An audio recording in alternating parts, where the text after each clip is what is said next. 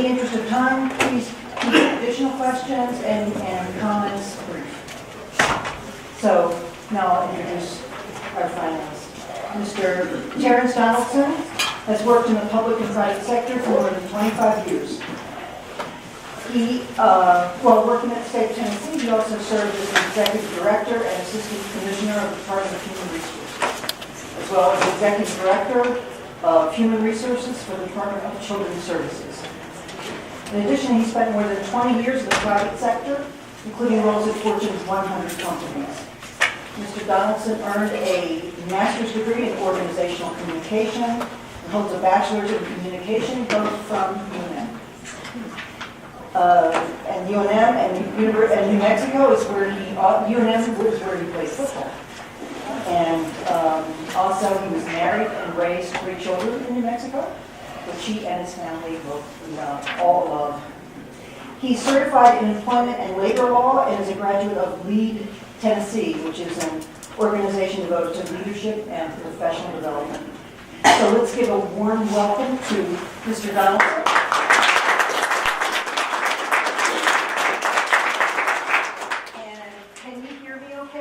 I'm going to give him the podium, and I will start asking the questions that were submitted. So can you hear me in the back of the house? Use the microphone for this. Okay. Use the mic. Use the microphone. Yeah, that's turned on. Oh, sure. Else we can't. Okay. So, Mr. Donaldson, or should I call you Terence? Terence is fine. Terence, okay, great. First question.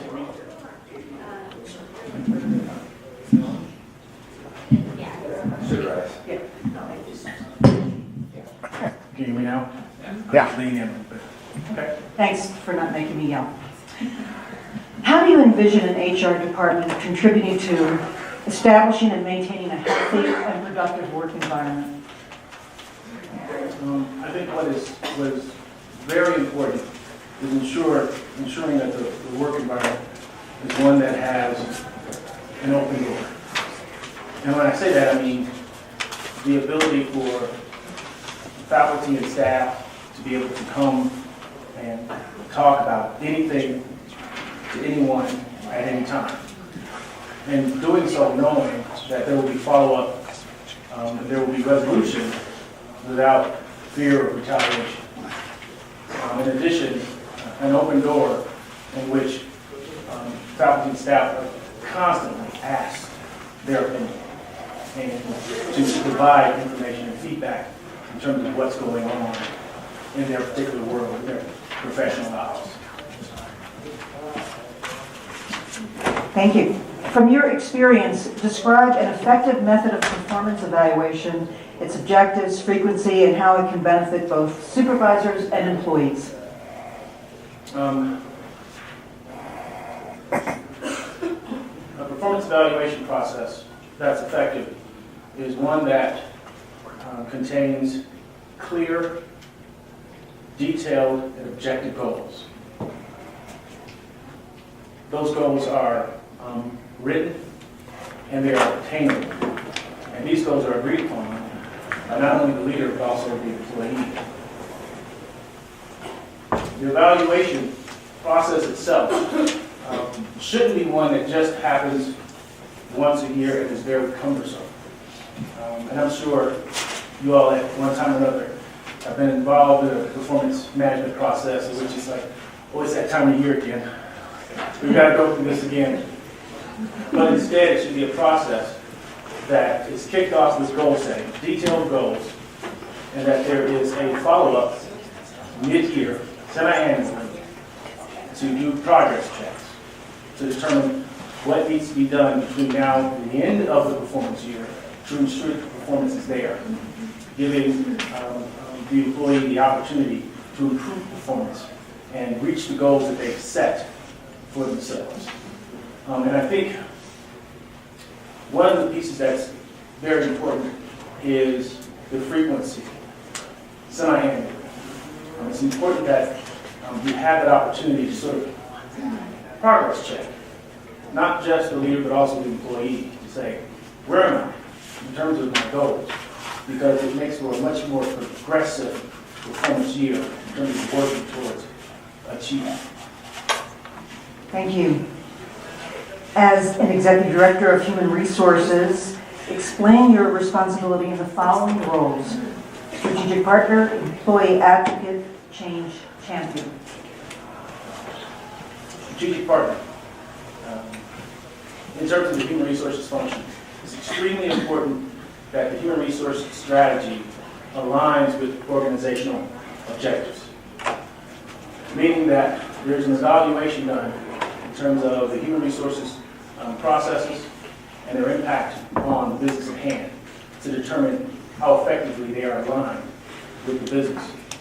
And as a result of that, the development of an action plan that better aligns human resources so that they can partner and meet organizational objectives.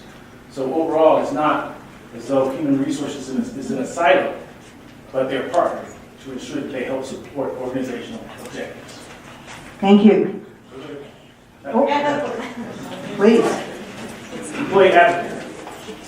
This is a passion of mine, and I touched on it earlier, in terms of the open door and having an opportunity to work together to overcome challenges, concerns, and issues.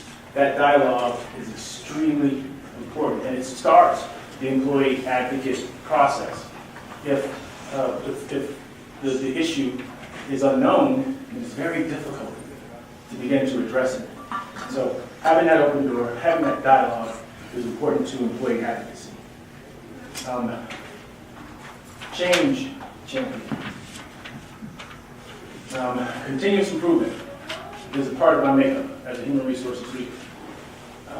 It may not be as complicated as one might think when you think of change agent and continuous improvement, because you can come at change in two different directions. It can be bottom down, which is good in many cases, but also it can be bottom up. I've utilized continuous improvement in both ways, but have found a lot of success in bottom up. And when I say that, I mean that continuous improvement at its core is taking something that I do well, that you do well, and bottling it, and then using your proficiency in that area to help someone else and share it with someone else. And as a result of that, they can now become more proficient in performing their job. This can be done at all levels. And in particular, it's very effective from bottom up, in terms of working with employees to say, what are you doing well? And you'll find that that will have a positive impact on employees in other teams and other departments, and it's much easier to accept. We all know change isn't easy. Many times it isn't fun. But when you're faced with an example of effectiveness, productivity, and success, it's very easy for employees to navigate to that direction. They have an example of how it was done effectively. Thank you. I just would like to let the people in the back know there are plenty of seats up front reserved for the smartest people in the college.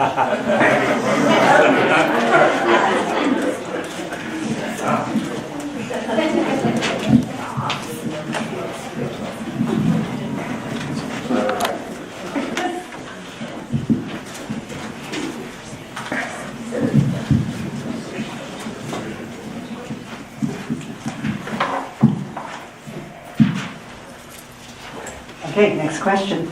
HR isn't just about administering benefits or settling employee disputes. It's about driving business results through effective people management. How will you drive results? I think I touched on it earlier. It has to do with performance partnerships. And when I say partnerships, I mean that faculty, staff, leaders, employees are in the canoe together. Meaning that there's a partnership in terms of improved performance. There's a couple things that are key to that. First is clear performance expectations. And that points me to our ride to work every day. If you drive to work and you clearly understand what's expected of you on your job, your ride to work is much better. But if you don't have clear expectations, you find yourself gripping your steering wheel, and day after day, it's more difficult.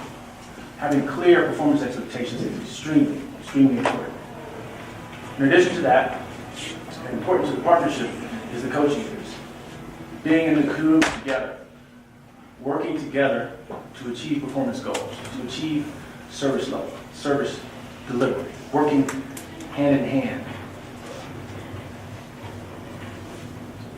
The third part is accountability, which is not the easiest, because accountability can hurt at times, it can be uncomfortable. But as long as you're in a situation in which you're confident that your performance expectations are clear, they're achievable, that you have a performance partner, a coach, to assist you along the way in terms of achieving your service delivery. If there are continued performance issues, then accountability is a part of that. And progressive accountability. Not a one and done, but to say, hey, we've got to get back on track. And the fourth piece is motivation and recognition. We have to take the opportunity to hold up those examples that are able to perform exceptionally, that are able to meet expectations consistently, so that others can see and aspire to that performance, particularly if they're struggling. They had a period in which things have fell off, they've begun to struggle, but they see there are others that are doing it and doing it well. It gives them the opportunity, the motivation to move forward and say, I'm getting back on track. So those are the things that are important. Clear performance expectations. The performance partnership includes the coaching piece, accountability, as well as motivation and recognition. Thank you. How would you go about establishing clear, fair, and sustainable processes for holding everyone accountable for their job responsibilities, from top administration through middle management to frontline employees?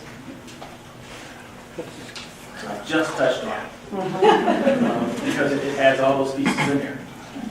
But the thing I want to reiterate is that it's all about the partnership. It's not simply, hey, have at it, good luck, sink or swim, I hope you do well. But it's about being in the canoe together and working as a team to perform. And of course, if there needs to be additional help, there's coaching, if it's consistent, there's accountability, and always there's an opportunity to recognize and hold up those examples of effectiveness. Thank you. What is the role of human resources in relationship to morale and equity in the workplace? So I have to sort of read into this one. Morale and equity. Sounds like compensation. So here are my thoughts. I think it's important to consistently evaluate compensation. Internally, look for outliers. Let's say, for instance, you do an evaluation on a group of 100 employees in this particular job classification or job title. You find out that out of that 100, there are 10 outliers. 5 on the high side, and 5 on the very low side. You have to do additional research to determine the root causes, because there may be justifications for those outliers. But then again, there may not. But in addition to looking at it internally, we have to look at it externally, evaluating comp in our industry to see what the trends are there. Not only to just mirror and see how we are doing compared to it, but also to determine our competitive position, because we have to be in a position to compete for talent in the marketplace. Thank you. If you have to use 3 words to describe the role of an HR director in an academic institution, what would these be and why?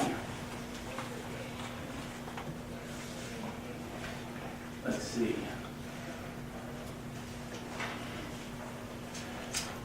For me, it would be, and I'm using a hyphenated word, so I'm sort of cheating. Visionary and action orientation. That's to say you have to have the global perspective and understand the big picture. But you also have to be able to understand the steps and implement the steps to execute in a detailed plan of action. So there's usually a separation in terms of vision and global and the tactical of actually getting it done. But I think it's important that a leader has to have both of those and be able to make that transition from global to tactical and do it effectively. Thank you. What steps would you take to ensure and expand diversity of employees at SFCC? When it comes to diversity, usually you'll find that the focus is on attracting, recruiting, and hiring diverse talent, employees and leaders, which I think is key. It's very, very important. But I think you can't stop there. You have to go beyond that. And that has to do with ensuring that you include those employees in thought generation and decision making. Because otherwise, you've gone through the time-consuming process, the difficult process of accessing that diverse talent pool, and then you run the risk of losing that employee over the first 90 days, the first year, because they don't feel included. Thought generation, decision making is extremely important, and let me give you an example. A leader who understands the importance of cultural diversity and understand how culture and an employee is brought to the workplace can better position that employee to be successful in that business environment. So you have a situation where you have a leader who has placed an employee on a project team. And if that leader has an understanding that that employee is not quick to rush to action because in their particular culture, it is important to be well thought out, well studied before taking action, then that leader can better utilize that employee. Meaning, they could utilize that employee on a project that really values and needs in-depth thought before taking action, or put them in a role on that same project that deals with the information or data side of it. This allows that employee to be included in the process.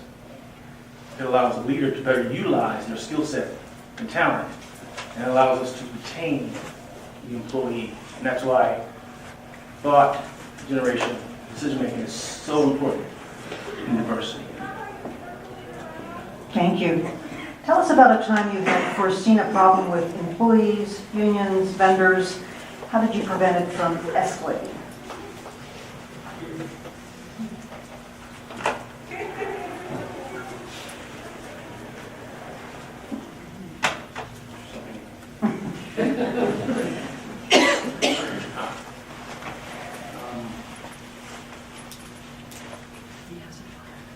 I have been a part of a human resources team, a corporate human resources team. As you can see from my bio, a portion of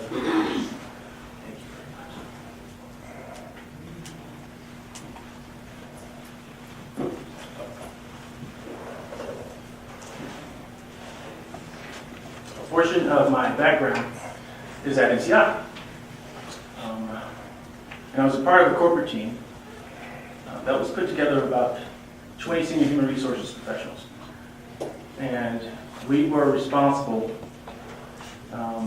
for deploying in different areas of the company that had employee relations issues. situations in which either the leadership team, employees did not see eye to eye. There was a loss of confidence.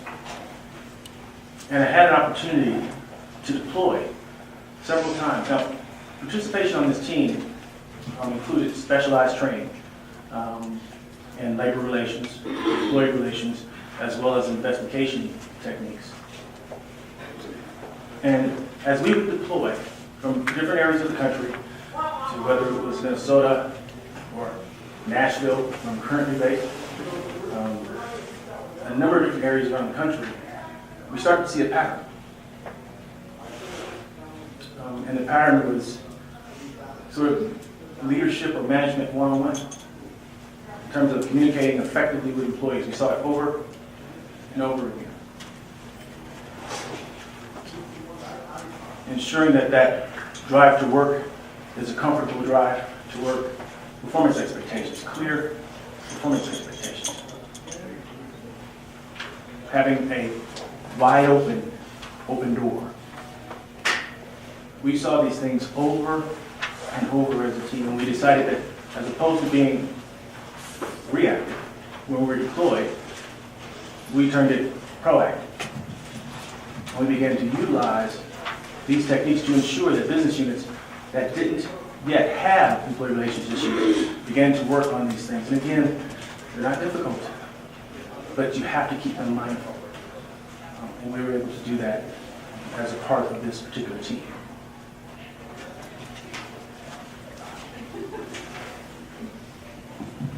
Thank you. And the last of the questions submitted in advance, what trends do you think will shape human resources departments over the next 5 years?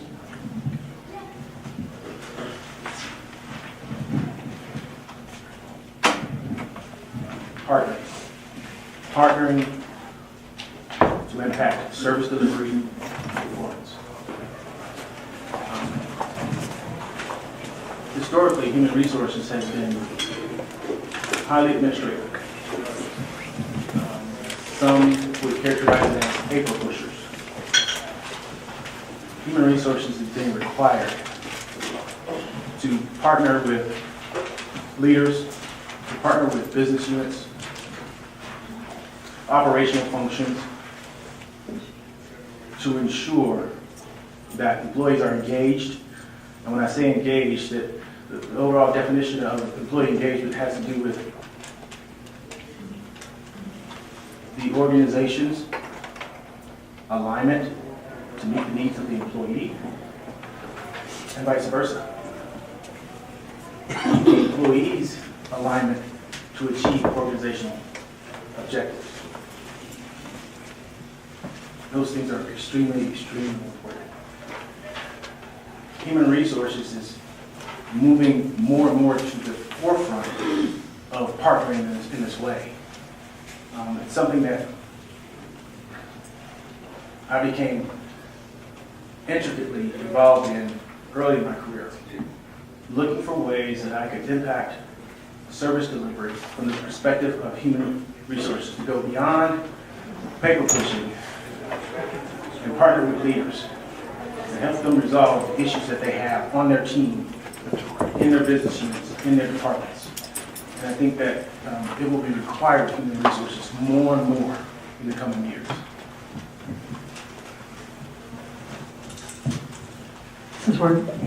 Thank you, Terence. We're now going to take some questions from the audience.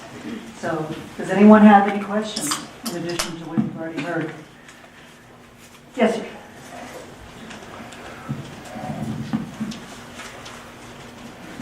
Yes, thank you for considering working with us. Thank you. This is an institution with tremendous potential, and we're already doing a lot of fantastic things. I teach in teacher education, so my question is about education, but not in the sense we're an educational institution. I think the crux of human resources is a paradox. Everyone wants to manage, nobody wants to be managed. So you've talked a lot about employee improvement, evaluation, and so on. Can you say something about the role of human resources in terms of the education of staff, faculty? Yes. As it relates to development, what we're usually accustomed to is curriculum, and mostly maybe a robust curriculum that teaches leadership skills, effective communication, performance management. But many times, when you look at developing professionals,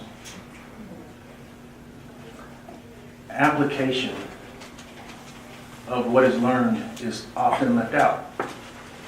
So we have employees and leaders that go through training, and they return to their work area, to the departments, and they don't utilize the skills that they've just learned. I think application is extremely vital here. At the state of Tennessee, we utilized a program, Lead Tennessee, and it had the robust curriculum. It taught all the skill sets, but the major focus was on application, and not just random application. Let's think of a project. You guys finished training, go do this project. It was focused on very specific task forces and focus groups that were aligned with the strategic plan of the organization. So there was an ownership there in terms of completing the development process and then having an opportunity to apply it in order to impact the organization, as well as be recognized for that impact and for the role that the employee plays. And in addition to that, going through the process, participating in the training, playing a role on a task force or a focus group, resolving problems, impacting the business. In addition to that, there's an alumni association in which those individuals who have completed that process have an opportunity to come back and sponsor a task force or focus group. So the learning continues, the application continues. In addition to that, the return on investment continues. So I think that's an important key, an important part of development, not just the curriculum, but application. Another question?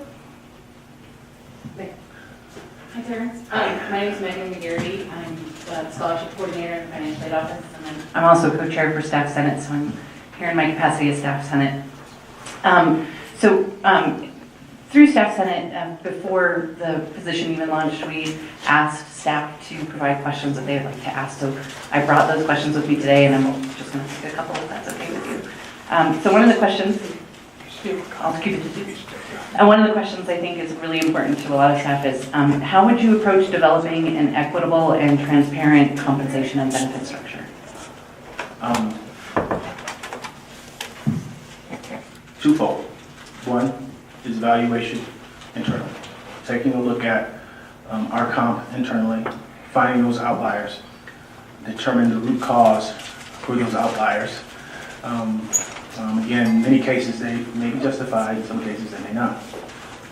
And also analyze and evaluate comp in the industry to see where we line up with comp in the industry, and also take a look at our ability to be competitive in terms of attracting talent as it relates to compensation.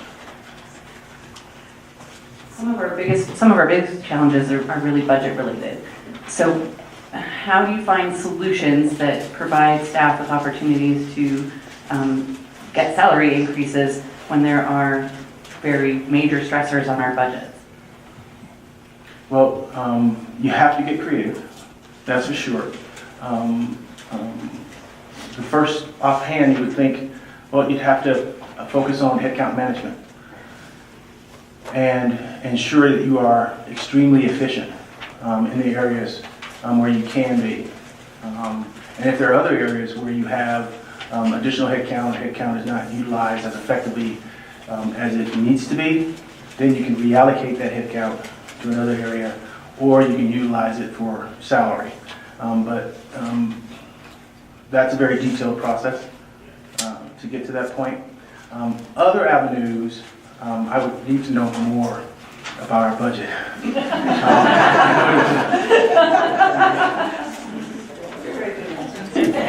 Are there any other questions from the audience? Sure.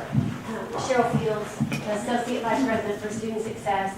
So what would you do if you get the position? What would you see yourself doing within the first 6 months to get acquainted with where your priorities should be and how to go about addressing those most significant challenges and helping us move forward from a continuous quality improvement process? First I have to discover them. And that starts with really a cultural evaluation of the organization, which deals with meeting with leaders, meeting with employees to get a feel for their experience. In addition, a feel for their expectations as it relates to human resources. Second phase would focus in on HR service delivery, which has a lot to do with process efficiency and evaluate the impact that it has on different departments within the organization. And it'll give me a better sense of the culture as well as the impact that HR has, which would then lead to phase 3. And that would be developing a detailed plan of action to better align the human resources strategy with the organizational objectives. Now, will that happen in 60 days? Not necessarily so, because many times you'll have a 30, 60, 90-day plan. Rarely does it happen in 30, 60, 90 days. That's why I just sort of consider it phases. But it'll allow me to get a really good understanding of the organization, the culture within the organization, the impact that human resources has, and how do we better align ourselves to effectively meet objectives. Hi, Mr. Donaldson, Todd Lovato. I noticed Peg Johnson isn't here, our resident librarian. She has the best question. She asks, what book are you reading right now? And if you don't mind, just tell us a little bit more about yourself. What do you like, long walks on the beach, red or green chili?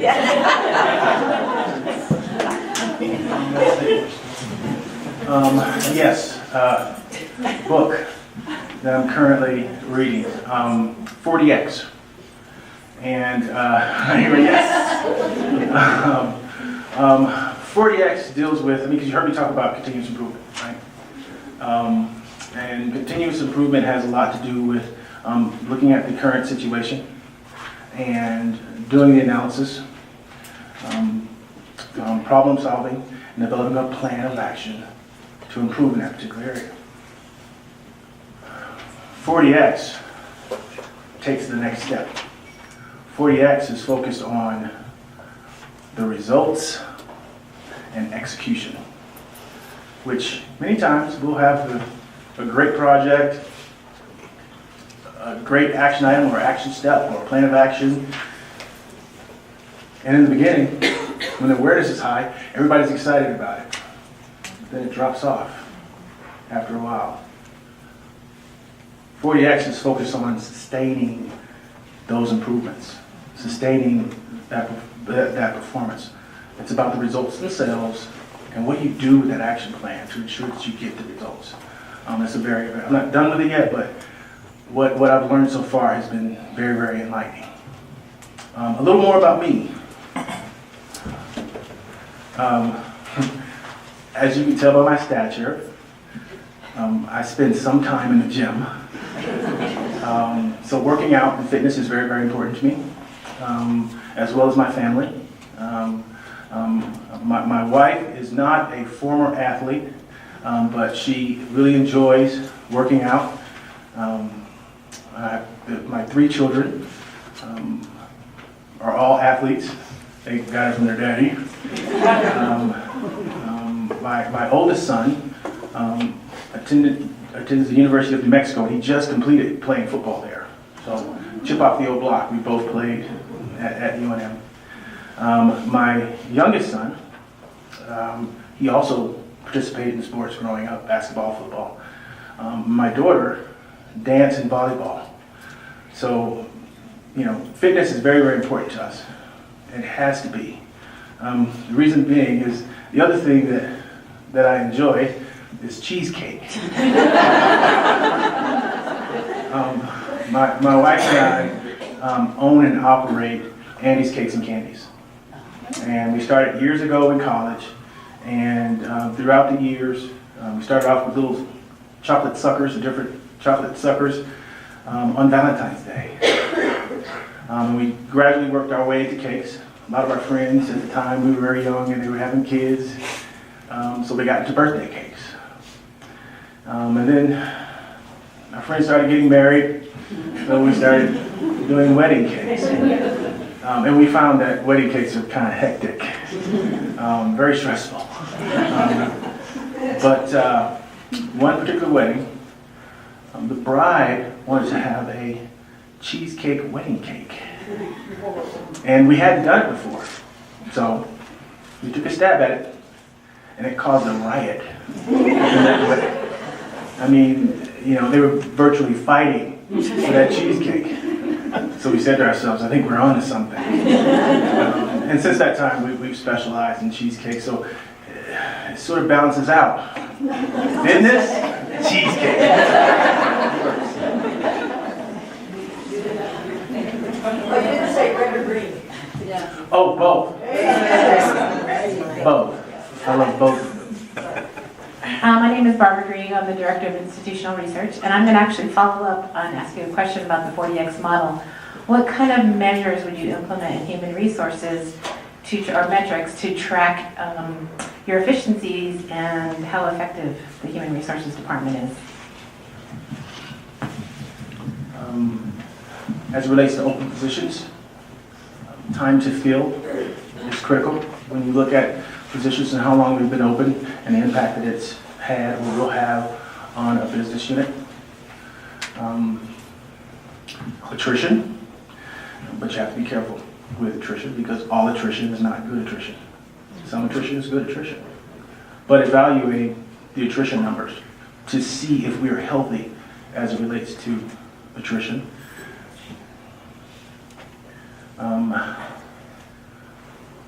Absenteeism. One of the most important metrics. If you don't have your employees at work, then you can't do the job at hand. So you have to really focus on the absenteeism and determine the root causes if you have an issue with absenteeism. Legitimate leave of absences. Another KPI, whether it's FMLA, intermittent FMLA, and whether you're administering that law effectively, or workers' comp. If you have a situation in which your workers' comp numbers go up, you have to look, are we safe? Do we need to have an increased focus on safety? And those are just some of the metrics that really gives a picture of how healthy or how effective an organization is and the type of support that Human Resources provides. Other questions? Zuby,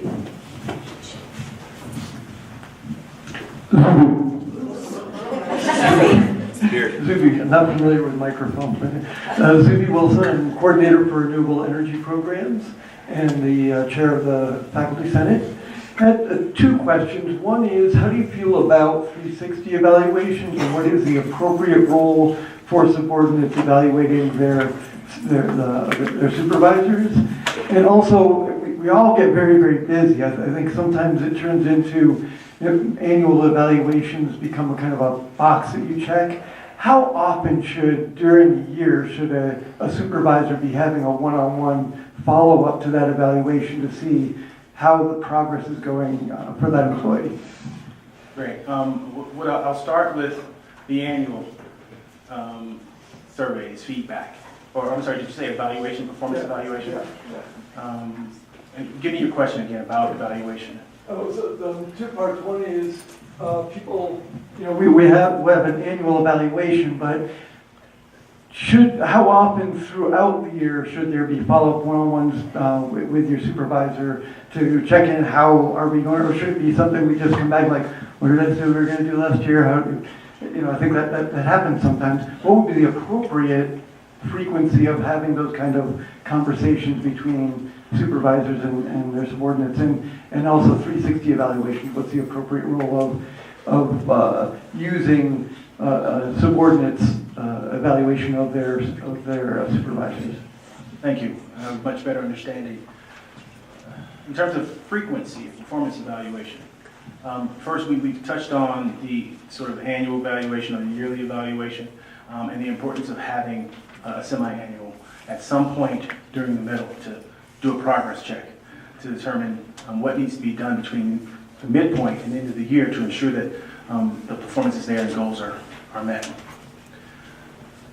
But in addition to that, I think that performance feedback should be regular. Now, that would vary depending upon the job at hand. Sometimes that could be bi-weekly, it could be monthly, quarterly, but it really depends upon the job at hand. In most cases, monthly usually works. To have some type of touch point to review performance on a monthly basis usually works. But at the very least, having that semi-annual gives you an opportunity to right the ship and make sure things are great as you go towards the end of the year. 360s. I think they can be very effective. Administering them isn't quite easy. Really working towards a healthy work environment first is key, so that there's not sort of the angst and animosity, whether it's employee to leader or leader to employee, because when it comes to 360s, you got to sort of check your pride at the door, and you got to focus on being able to truly get better as a leader, to accept the feedback. And that feedback has to be true. That's what's key, and that's why there has to be some work going into this to ensure that health is the focus prior to administering and following up on a 360. But it can be very, very effective. Thank you. We have more time, more questions. Terence, afternoon. So I've heard you mention project several times, and I like to hear that. I think we have a very mature project management model here at the college. In reference to the book you're reading, the whirlwind that we deal with on a daily basis takes away from those large initiatives, those single goals, those high goals. How do you manage, and how would you suggest to manage in a role like the executive director of HR, which is a very demanding role, I know, by observing, and you get caught up in the whirlwind and the daily requirements of the operational duties? How do you factor in these large initiatives that we need to focus on to get us to the next step and manage that balance? I think most importantly is to be organized to begin with. To really look at establishing plans as well as schedules. But I think more importantly, when the crunch starts, which could be consistently, looking to empower and delegate to others to assist and perform, that would allow me to redirect focus in particular areas. And I think that is key, to be able to be agile enough and trusting enough to take a look at one's plate and say, hey, these are the things that I have to continue to focus on, but these are some things that I can get help from. And it also helps others develop in terms of taking on additional responsibilities and projects they have an opportunity to contribute in a way that they haven't before. That's crucial. And then, of course, the old fallback is stay late. It works. Thank you. About staying late. Additional questions? Anyone? Megan, you've got another one. Is there someone else? Yes. Or that's another one from Terence. Okay. Anybody I got a have question over any here. questions? Oh, thank you. Jeremy. Welcome to Santa Fe. I hope you like the weather today because we do have nice weather. Yes. I heard it's going to be 66 over the weekend. So, yeah, break out the shorts. Anyways, I'm Jennifer and I work over in early childhood. And what innovative things have you done in your past to help staff that have children and students at the college that might have children?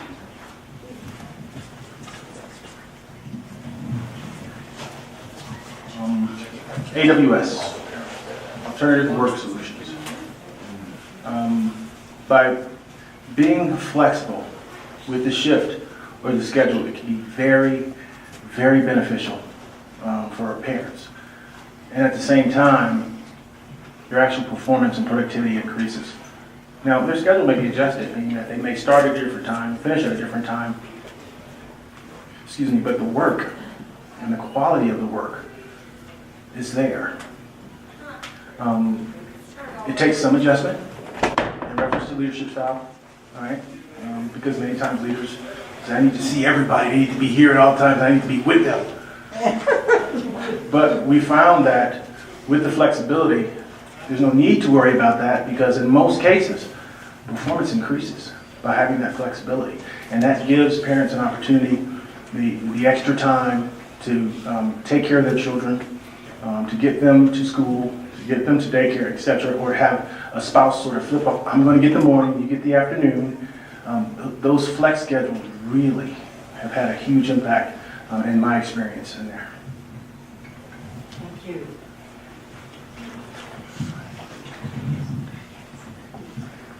You mentioned the importance of the cultural health of an institution. Could you describe some practices that you found to be effective in terms of creating positive change in an institution's culture? Yes. Sometimes you have to find a point to galvanize the employees around. I was working at an organization, Technicolor, and they do the replication of film, DVDs, VHS for all the major movie houses. And this was at a point which technology had transitioned from VHS to DVD.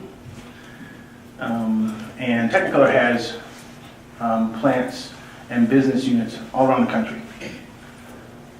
The different business units had to compete for this new technology that was DVD. And at the same time, we had a new player in the market. That was Sony. Now, Sony was already capable because they had been doing CDs for the longest. So they could easily transition to DVD and compete with us. So we're faced with a situation in which we have to determine, can we make this transition to this new technology? Now we're dealing with some VPs at the time thought that DVDs were a fad. It won't last, they won't be around long. So they really weren't engaged in this process. But our VP decided, no, we need to go for this business. In doing so, we realized that now that we've made the decision to compete for this business, we weren't agile. We weren't agile at all. We weren't flexible at all. We had silos. When I say silos, engineering, only talk to engineering. Marketing, only marketing. Distribution, only distribution. So it was difficult for us to make this transition. So we had to find a point to change our culture. And that point focused around the need to make this transition. And we utilized our values as a way in which to do that. all our employees understood the values, they knew what they are. But now we needed their input because we need to tweak and change our values. It allowed us to get all of our employees in tune and focused on the need to make the change. And we had a number of activities surrounding our values and a new rollout of our values that allowed us to make that transition and allowed us to be agile enough to win a piece of that business. It's a good thing we did, because some organizations that didn't win that piece of business, well, as you all know now, DVDs are a fad. So those business units that stuck with VHS, well, their business declined over time. So it was a good thing that we did. Thank you. Barbara, and then is there another? So I wanted to ask a question about onboarding. We currently have processes in place for new employees, but one thing I think we need some help in the areas is for new supervisors, whether they're new to the institution or not, and bringing on new faculty members. And so I was wondering if you had some ideas about programs specifically in those two areas. Yes. As it relates to onboarding, you look at onboarding regardless of the level. You look at it in terms of policy and procedure, administration and sign-offs, that sort of thing. Make sure that you understand sort of how we do things around here globally. Then you have functional onboarding in terms of understanding this is the job that you were hired for and this is how you perform that job. And then you have the cultural onboarding, which I think can be most important. And that is connecting with those individuals, one, that are bringing you into the organization, that are on your particular team, buddy system where you connect with somebody. So when you have those dumb questions that you don't want to ask anybody, you've got somebody that you can go to that won't embarrass you. If it's as simple as, hey, where do you get staplers around here? Right? Or what's the best place to go and get something to eat? Is it on campus, off campus? To create that comfort level. Because the importance of onboarding is somewhere in the first 90 days to 6 months, that employee is going to think, is this the place for me? Should I stay? The onboarding will help that answer be yes.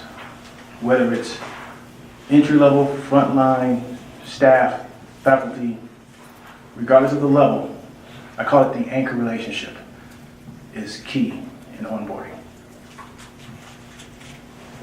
Thank you. Are there any additional questions back there?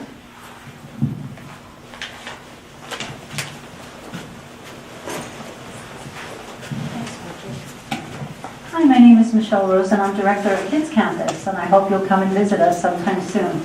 I did come in a little late, so if somebody's already asked this, then you could just ignore my question. But can you speak about one out-of-the-box thing that you've implemented in your impressive career for us? Yes, thank you. Early in my career, and you know, I was not too long off of the football field, so I had all this competitive energy left in me, and I was actually here working for MCI. You guys remember MCI, telecommunications company that would call you at dinner time? Yeah, I was working there, and we had a situation in which we were hiring supervisors, frontline supervisors, by the warm body method. Right? Like, you're a new supervisor. Right? Whether they could lead or not, whether they wanted to lead or not. So, always focusing on how can I improve service delivery from the human resources perspective, those creative juices. I worked with the leadership team to develop a competency and behavioral-based interview and selection process.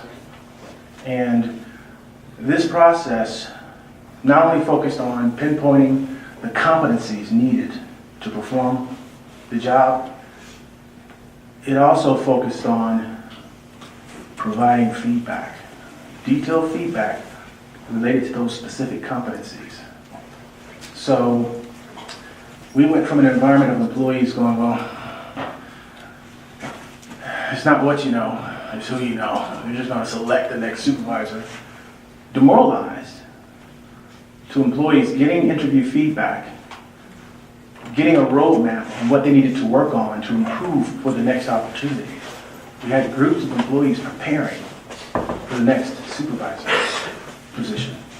So this process in and of itself, working with the leadership team to develop it and implement it, really changed the culture of the business unit in that we had effective leaders who wanted to be leaders and worked their tails off to get there. And it made a huge difference on performance, productivity, morale in the business unit.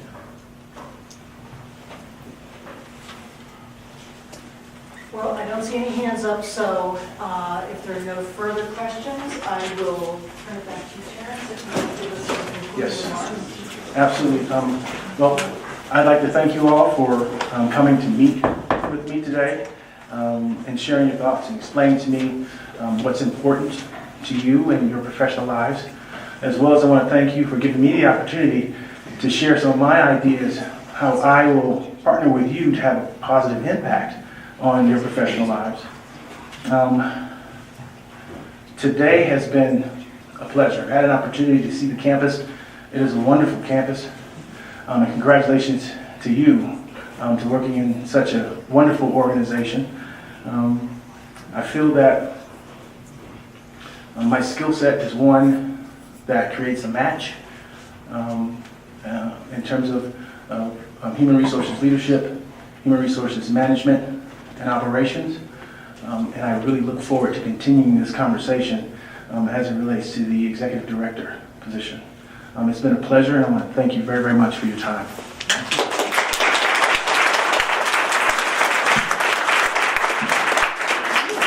Everybody, Terence has been out about 8:15 this morning, nonstop. He hasn't had a break. Well, I guess we gave you about 3 minutes before this meeting, right? So one more hand for Terence.